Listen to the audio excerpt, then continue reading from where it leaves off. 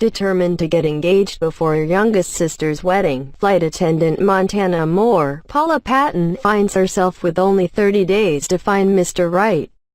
Using her airline connections to accidentally meet up with eligible ex-boyfriends and scour for potential candidates, she racks up more than 30,000 miles and countless comedic encounters, all the while searching for the perfect guy. Flight attendant Montana Moore, Paula Patton, says that her mother Catherine Jennifer Lewis has always been big on marriage.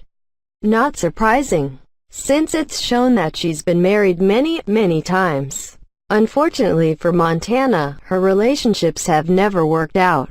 She is practical about the kind of man she wants. He must be faithful, not care about work more than her, not have an attitude, and financially secure, but she mostly doesn't want to be alone. Recently, Montana's met the man who might be the one, Graham Jackson, Boris Kodjoe.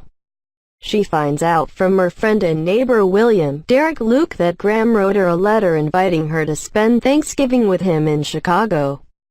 She also tells her fellow flight attendant friends, the promiscuous Gail, Jill Scott, and her gay BFF Sam, Adam Brody, excitedly thinking that this might be the weekend where Graham proposes to her.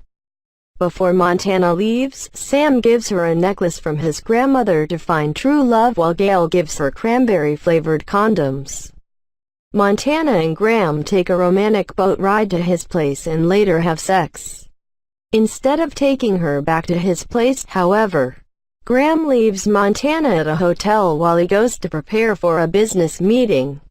Montana calls Gail to express her concern, which makes Gail suspicious that Graham is hiding another woman.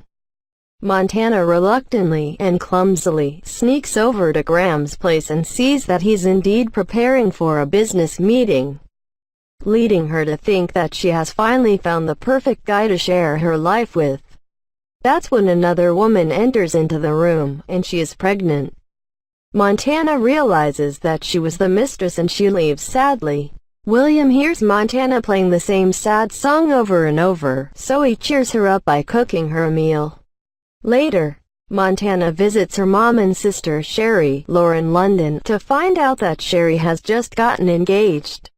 Montana thinks it's too soon as Sherry is still just a college sophomore, but she insists that her fiancé is just perfect. She asks Montana to be the bridesmaid at the wedding, which causes her more distress. She expresses to Gail and Sam how she doesn't want to show up to her sister's wedding alone, especially since her mom will nag her about staying single. Montana decides she must find a husband within 30 days or risk showing up to that wedding alone. Sam comes up with the plan of just coincidentally bumping into one of her exes by meeting them on one of their flights across the country to see which one is right for her. And since he's done favors for several people who work for the same airline as them, they owe him and can fix Montana's work schedule to coincide with the flights of these men.